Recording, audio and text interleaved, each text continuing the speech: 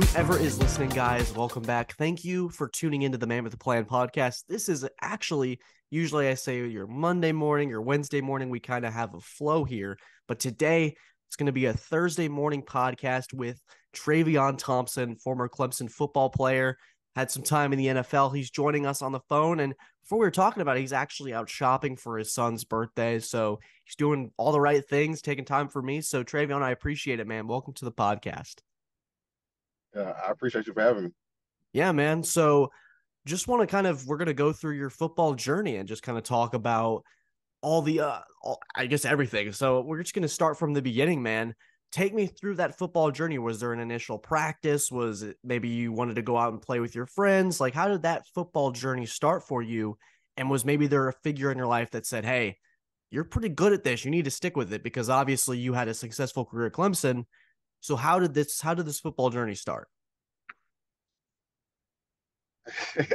It's funny you asked that because I was a basketball player at first. I started playing basketball when I was 5 years old. Um, and that was the only thing I think I remember as far as being that far back that I ever played up until I was 9. And just to get into it, like I started playing football when I was 9 because I had a few teammates through basketball that on played football as well, and I was always athletic. I always was one of the better ones out of the bunch, even from that age.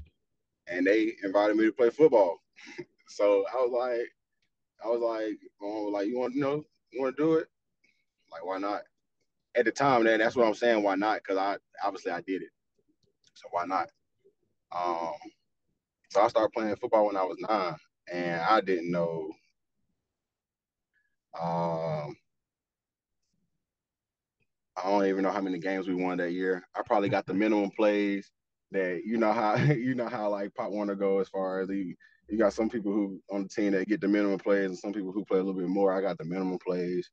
Um and that was probably for like my first 2 years playing football. So I played with one team um called the Bull City Lions my first year. And I remember it's kind of crazy because the team that I went to, we played them my first year with the Lions, and it was a different type of football from the other teams that we played in the conference, right? And only I say that was because of the style of play that this team had, and that ended up being the team that I transferred to go to the next year. Like I said, my first 2 years playing football, I was getting the minimum plays. So, long story short, go to that team and start playing football there and make a name for myself. Um, start being the ones that was on offense and defense and getting maximum plays and making highlight plays and then that's how it really started. And from then, like I had people, telling me like you need to keep playing in my ear. I always had people who were positive in my ear, and that's a blessing because everybody don't have that. Um, but I also, like I said, I had people who was in my ear that was real positive, and you kind of my mother was there to discern the ones out for me and that I didn't need to, in a sense, listen to. Mm-hmm. You get what I mean? Yeah.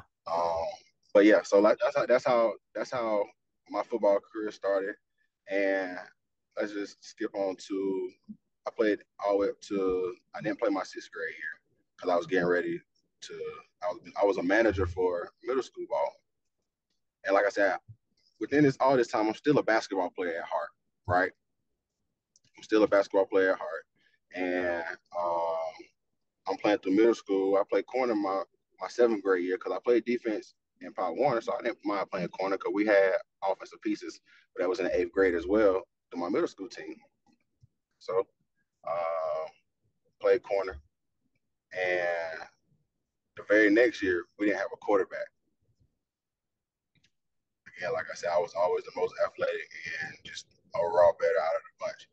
They asked me to play quarterback. And that year, I led that team, and that eighth grade class led the team to a championship with me playing quarterback, and it was new for me, but I took the team there to do so as a quarterback. Then I went ninth grade year and played quarterback as well. Um, Came in playing quarterback, um, and I had a whole bunch of people in front of me. Like had people had come in my freshman year, senior quarterback, Levadia Lee. We had a quarterback named Cinco. He was there. He was good. We had a guy named Colin Anderson. He had a heck of an arm. So after my ninth grade year, I ain't play quarterback. My coach, he switched me to receiver because he figured that I would be better as far as my athletic ability to play receiver. So I was kind of familiar because I didn't mention this through my little league years. I played both sides of the ball and I played receiver. I played running back and receiver, and I mean, of course, tight end. And some of the looks that we had, but I already had a little bit of feel for that. So he moved to receiver my sophomore year, and it just came natural to me. And that's how my receiver career, as far as like developing into a good receiver for the levels that I went to, that's where it started. It's And fascinating. like I said, I've always, yeah. That's where it started. And I always, like I said, I always had people who was positive in my ear, along with the coaches and trainers and just people who I associated with. Not like I said, that's a blessing within itself. Um, but it took off from there. And then I mean, I got my first offer from Clemson, my sophomore after my sophomore year, the first year I played receiver. Oh, wow. So you mentioned that the Yeah. first offer was Clemson.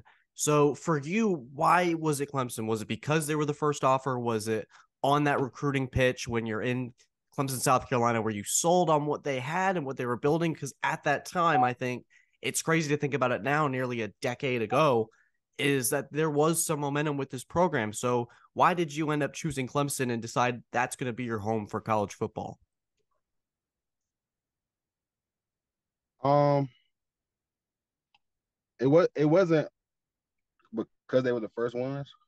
I honestly prayed on it, and it led me to them. But I can say that I did enjoy my visits. I enjoyed the atmosphere when I did visit. Um, the type of receiver in high school that I thought I was, I thought that I fit their offense perfectly. Um, it was a lot of factors of why I chose them. And they was I didn't want to stay home either. A lot of people didn't know that. Like it would have to be like a really special thing and situation for me to stay home. But I wanted to stay home for my personal development to be away. And that was my reason of choosing Clemson too, because it wasn't too far and it wasn't too close either. I get that So feeling. it was like a purpose. Yeah. It was a perfect situation for me. So that's really why I chose Clemson, not that because they were first. I really enjoyed it and I felt good there. Yeah, So for sure. Where do you feel yeah. recruiting has changed? Because obviously, the last couple years for college football have been, as I like to refer to it, it feels like the guinea pig years right now, where there's a lot of new things, a lot of different variations, different variables being thrown into the melting pot that continues to change the sport. For you, where have you seen recruiting change the most? And do you think that this new brand of NIL, because it's going to continue to be the conversation, do you feel like that it's been for the positive? You think it's been for the better or for worse for college athletes? And where do you see it evolving from even here in comparison to where you were recruited back nearly a decade ago? I can come with so many ways through that question. I can come through the transfer portal. Um, I can come through, like you said, NIL. I can come through the overall dynamic of a team and from a coach's standpoint of managing that. Um, I guess let's start with transfer portal. when I was coming through high school and college or whatnot, transfer portal wasn't nothing, of course, but it was people transferred, but it was more so of a not a portal to where they can put themselves into a situation to get picked from. It was like, okay, he's now back on the market, and we're gonna see where we're gonna go from there. It's almost like a whole recruiting process again. Not saying the portal isn't, but it makes it easier and more fluent for athletes to move back and forth. Um, I can't say that's the difference from when I was playing as far as let's just say a coaching standpoint, monitoring and managing those who feel like through NIL, and let's just bring those both together through NIL, why do so and so get this amount of attention and it can kind of kill the camaraderie of a team if it's not handled well, because that's when egos get into play, especially when money's involved. So I think when handled well, I think of course athletes should get paid. That I really was hoping that we could have got paid then.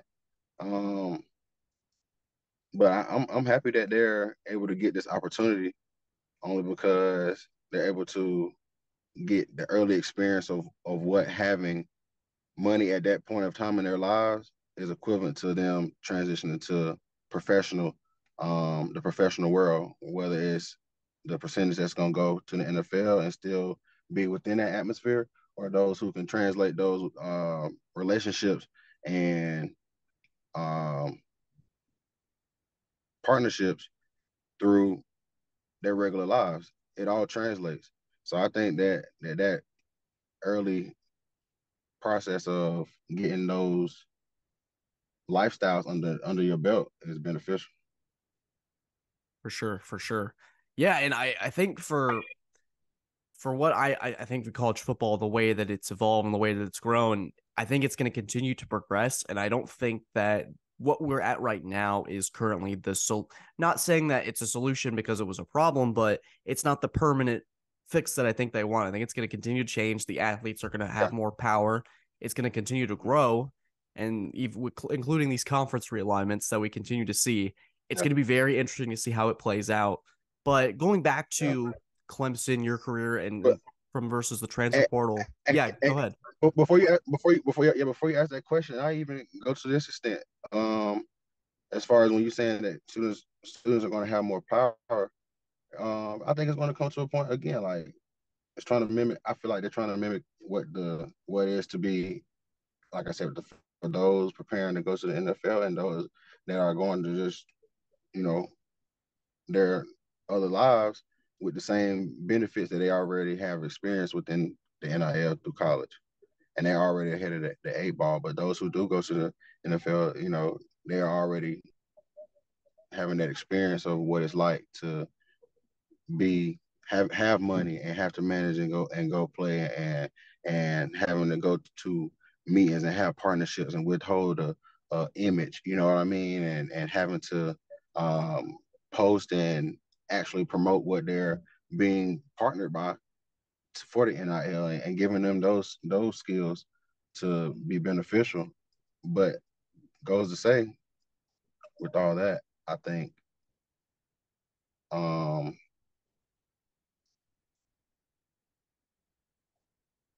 yeah, I think it's just beneficial. Yeah, for sure. I And think it's just I think yeah. it's like you said, it's going to help regardless of where they're going after college football. I think there's some skills that can Yeah, be developed there of managing all that. So I think this is why we bring you on for the podcast, is that perspective. And I think it's so yeah, unique to have players on who haven't been a part of this new NIL generation, because they have this perspective of the NCAA was tighter. There was a lot more regulations and restrictions. It's a lot more open now, than what I used to hmm remember. I mean, you could get suspended for a half for signing autographs. Take Todd Gurley or Johnny yeah, Manziel, for example. There's yeah. that's fine now. I mean, you can use that to your advantage. So just the way that it's changed and that Or perspective is so valuable. or even as far as back when Reggie Bush got, I mean, as far as getting his Heisman Trophy took before for that reason. Mm-hmm. Um, yeah. So I think that turning around and them being able to, you know, use their platform and their image that is helping the team. Honestly, their image that's been the athletes that have come through in the years and them not being able to being be compensated on their image that the schools already use and that national televised programs already use and not be able to be compensated on that.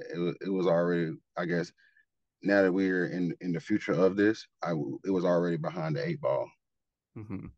Yeah. That's what progress and talking is for. And again, a point that I make as far as with the NFL too, they NFL the Players Association having a people who are leads of having meetings that players can chime in on and comment on what they want to see different around, the whole entire organization of the NFL. Like they have those groups that converse about that the boards and stuff take into consideration. And I think that with them having the freedom of what they're doing, I think they're going to eventually evolve to that as well, where they have boards where those student athletes come together and they're going to take heed on. They're going to have those who report back to them and take heed on what they're saying to better for them and to enhance what they're trying to progress to. Yeah, absolutely. This is fantastic stuff, Trevion. So moving to from the NIL and this big picture of college football, I want to talk about your time at Clemson. And as Richard puts it, couldn't have come to Clemson at a better time because immediately when you get there, there's this air, there's this buzz. The team in your time, you win 2 national championships, you make the college football playoff from 2015 to 2018. There was a lot of success for Clemson, a lot of brand new success. So for you, was there a moment early in your Clemson career? Maybe it was 2014 in your freshman year. Maybe it was a practice in the fall camp where prior to the team going 15-0 and going to the or 14-0 going to the national championship. Was there a moment for you where you thought, okay, this is a team that's capable of something special, having all that talent? You got guys like Shaq Lawson, Sean Watson. There's so many players you can pull from, going like, yeah, this is it. But for you, was there a moment, or maybe you sat down with another player and thought, we could do something really incredible here? Can you take me through that moment? Oh man, I could say that the makeup of all those teams, they were alike in its own special way. Mm-hmm. Like of course, Coach Sweeney and the staff that he put around us, um, were all on one accord. But the makeup of that team and the mentality of that team was really made it easy. Um, it made it easy to the point to where what we was doing and the mentality of everyone was wasn't normal everywhere you went around. And I mean, the practices were intense. Um, we had fun also. We also had fun. Um, being competitive. Everybody, you're gonna have fights here and there, but the fact that everybody is passionate about what one doing, and I even start with say with even Coach Batson, like even in the off seasons with the conditionings and the workouts that we was going through and the competitiveness and within those as well, but also having fun within it. Like, you know, if we had to go on extra rep, if somebody said let's go an extra rep, then we was all with it. And if you wasn't, if you were like one of the ones that complained, everybody was getting on you, making you like making you feel like you the oddball out. But it was all in within fun. Like it was never like no hostile environment within those teams either. But it was everybody knew what the mission was and how to come about business every day. Yeah, absolutely. And I can say, yeah, and I can say like that was instilled from head down. And I can say though, with those teams, like I said, we had fun. We had a lot of fun. Coach Sweeney's favorite saying, "The fun's in the winning," and we did a lot of winning. So it wasn't really. I can't really say the times that we did lose within those years, of course, practice is not going to be peaches and cream and ice cream and cake, all that sweet. It's going to be some intensity. It was never hostility within those moments. It was intense just because we wasn't satisfied and knew that what was left out on the table as far as when dissecting film. Um, but those teams were hungry, and to be honest, everybody was so locked in. That's how we was able to be as deep as we were within all positions. And again, that was it's still talked about how years later to now that how we're able to just rotate in and out and how many players how he has played over the years. And that's just a testament of the mentality that he sets first and foremost, and the staff that he creates around the players, and the whole environment of the team. Like, I just think those years were special. But uh again, it was the makeup of the teams, that the people that was recruited coming in, and the personalities, and how it all meshed. And I think it was perfect. Like, it really couldn't been a better time. Like, to say all of that, that's all I can end with. Really couldn't have been a better time to come. A truly perfect storm of just everything coming together at the right time from a community standpoint, because I think I was getting in high school, I was in middle school at this time, and I remember back home we would have these Clemson days when they were going to the national championship for the first time, and thinking, oh my goodness, I can't believe this is happening. And I feel like older now that there's a different perspective, I guess. Now that I'm here at Clemson, I'm attending it. I'll be a senior next year. But from a community standpoint, Yep. you're a student on campus as this is happening, as this program is transforming. Can you talk about what the community aspect of it was? Maybe you're walking into the SO Club, for example, and you've got somebody that went to Clemson in 1978 going, man, I've been waiting for this for a long time. It's an unbelievable thing. Did you ever have those kind of moments? Maybe it was students who were super excited, or just the overall community. It's something that I've always been curious about, especially in the era that you played in. Oh man, like, that was what made it. Um, Even on game day, like, the environment. I can't say that it was ever an environment that I played in that wasn't, ideal for an athlete to be in. And I can say that being out on campus, everybody friendly, like, you get treated.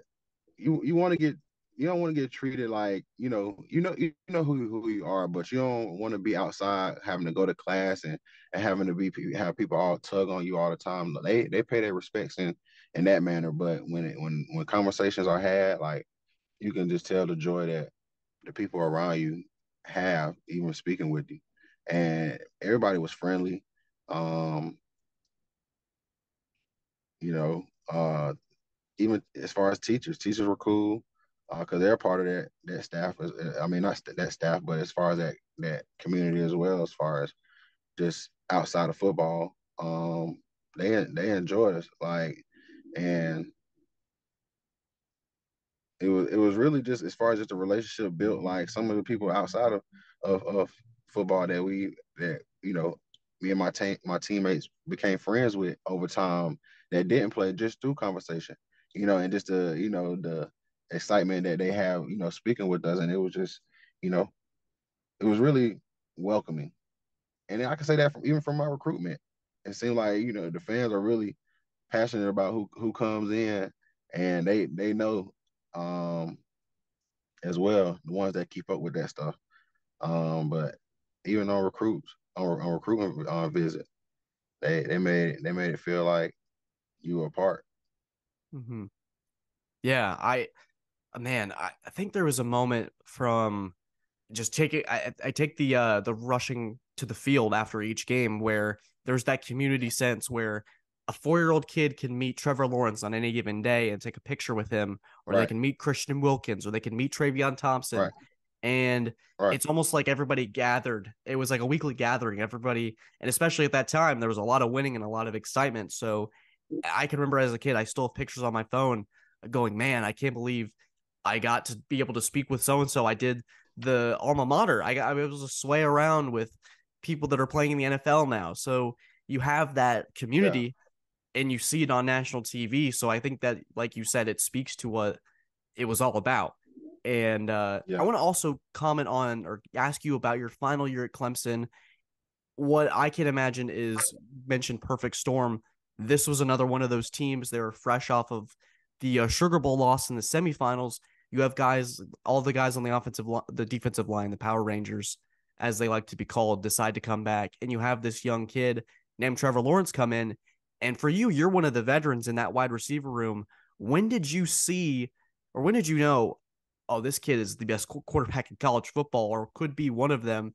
Very down the road? Was it immediately in one of those practices? Can you take me through that season and what that was like? Because it's unlike anything I've ever seen before from at least a quarterback perspective, but just a team that had such it felt like they were on a mission from the very start. I would say I noticed it as far as his talent when he first came in. Of course, as players who coming in, um, just because you keep up with that stuff as well, and just knowing what kind of player he was, accolades and all that, it really he really came in and just naturally back that you know storyline up. You know what I mean?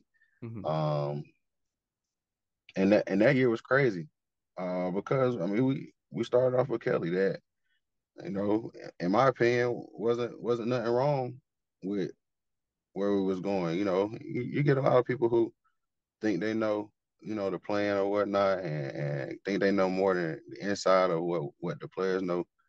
Um, but it was nothing wrong with what Kelly was doing. But I think that you know when you make a move like that, you can't be wrong. And I don't think it was a more so to say wrong move.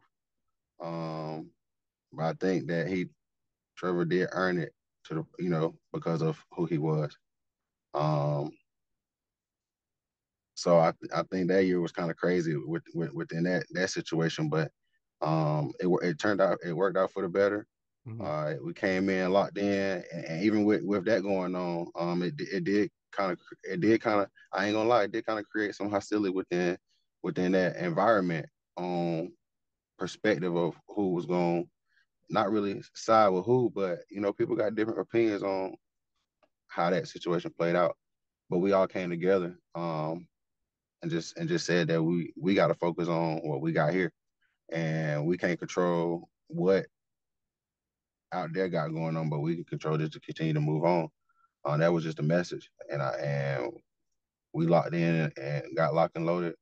And he, being a freshman, I can't say he came in and was poised to withstand the transition and continue to keep up what um that the decision was pretty much made about through his play. Um, but you got to think too. Like I said, we were deep. Because you don't remember that Syracuse game where we Oh had yeah. Chase Bryce had to come in.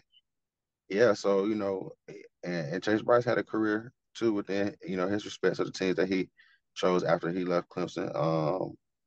So that like I said, that's just a testament of that. But as far as that situation, I think that year turned out for the better within that decision. And again, we locked in and loaded, and every practice was that year was crazy too. That year was I think match up with really all of them, but that 2016 year was special too. 2016, Oh yeah. 2017. But I think that one that like my last year kind of top that just because um of how we came together and just the overall mentality of we ain't letting nothing stop this train of going because everybody wanted to go undefeated. It ain't never happened before, and it was instilled us. If I'm saying like I said from top to bottom. Um, but that year was special, even more special just because it was my last year, and just to be a part of that. Yeah. You're in the locker room in I think it was Santa Clara because they weren't playing in they weren't playing in the Levi Stadium from what I remember. Take me through that moment in the locker room before kickoff. From what I remember about the week leading up to the game was it was all about Alabama. They were also undefeated. Like Clemson was deep, so was Alabama. There was a lot of talk about, hey, this might be the start where they have their freshman moment with Trevor. This team doesn't stack very well against Alabama. And then an implosion happened on their side, an explosion happens on y'all's side. Can you take me through those moments in the locker room? Did that noise on the outside fire y'all up? Was there a sense of, hey, this team is much better than people are giving us credit for? We're about to not necessarily go out there and blow them out, but you felt like, oh yeah, we're about to do what we're about to do. Can you take me through those moments in the locker room? And for you, your final game at Clemson, what was the sense like? What was the energy like leading up to that? The mentality was we were better than everybody. I think our practice was harder than the games. Our workouts were harder than the games just because, like I said, the makeup of that team and all those teams, to be honest.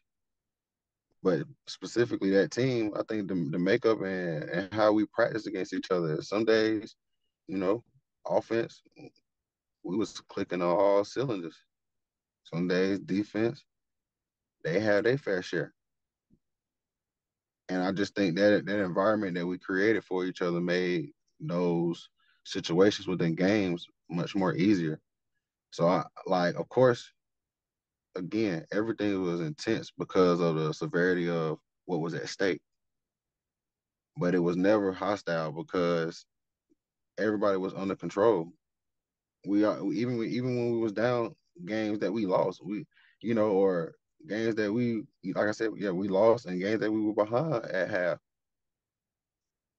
It was we good. We just got to make the proper adjustments. We know that only thing that we used to, because we used to say that only thing that can beat us is us, and we knew that based off how we went about it in practice. Yeah. So I think, yeah, I think that year um, was special, and also being one of the leaders of that year as well. Uh, that was special, and just Yeah. So for the you, memories of it all. we're gonna do some rapid fire to because this perspective is always so valuable to hear. And I actually got to ask, and I got some great answers from Richard, one of your good buddies. And this is also just a side note for the podcast listeners. Trevion and Richard actually helped me out on a school project and gave me some incredible credibility within this communications class that I was a part of. But besides that, Trevion, for you, and we're just going to ask you about some fun moments from your career.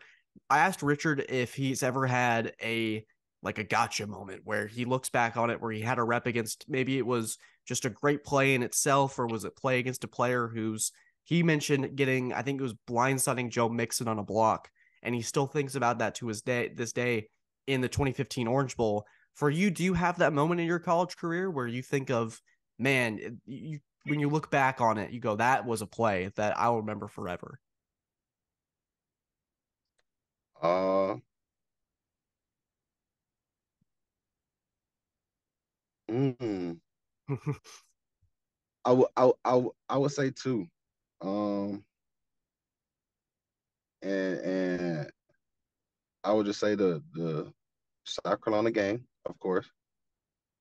Um, and the Louisville game with that big third down. I think it was like a third and long. Um, to keep the clock rolling. From I think 'cause we was deep in our territory. Yeah. It was third and long. It was like a third and long, third and medium, or something like that. And catching that third down. I think those two plays were big just because of what it meant for those moments in the game. Um, yeah, so I say those two. Those two. And I love that you include a South Carolina fan. Their Clemson listeners are really going to appreciate that. Some South Carolina listeners may not, but that's neither here Yeah, nor there. yeah, Trevion, yeah, yeah. before we wrap up, I just want to get your perspective on the current state of the Clemson program. And can you talk about what you expect to see in 2023 from this team? You have a new quarterback in Cade Klubnik. You have a new offensive coordinator and Garrett Riley. And I know Cade played a couple games last year, but it feels like this is his true beginning within his career just because it is his team now. And there's a lot of excitement. And covering the team in the spring, it felt like there was a new energy in the air. For you, what are you looking forward to most with the 2023 Clemson Tigers? And where do you see that? Where do you see this program heading in this sort of big picture sense? You know what? Every year, as a former player, as an alum, I watched every game. I've watched every game expecting to win.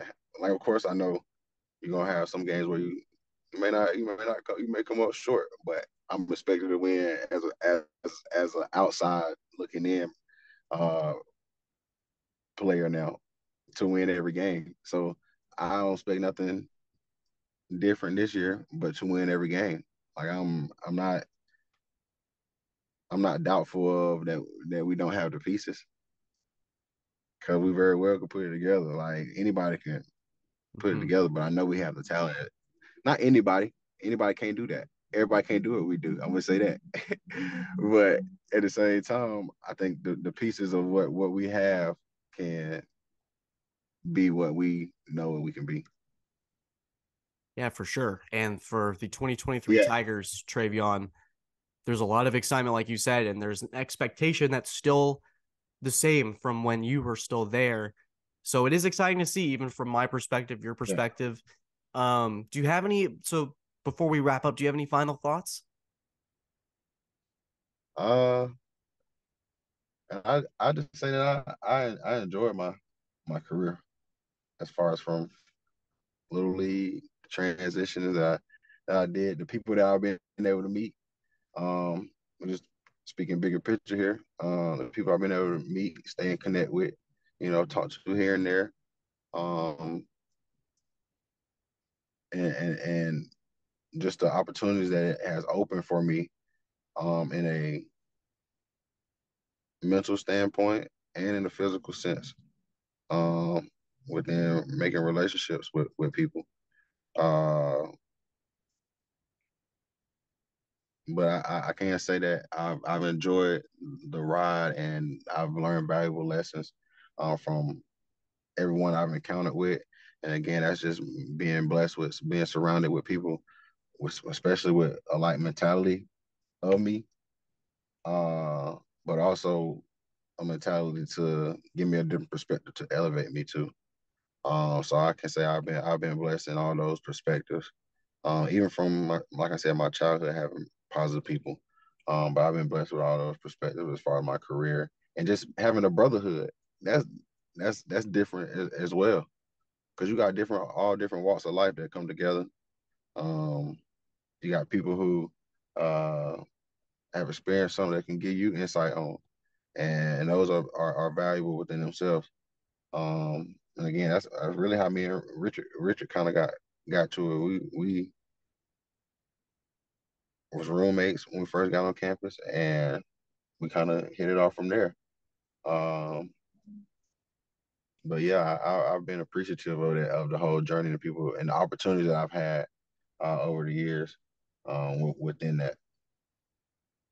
Yeah, and it's like I talked to Darren Rencher about this. It's about the journey and how important that Yeah, is. And that's a great way to be able to wrap this up on such a positive note. So, guys, this was former Clemson wide receiver Trevion Thompson.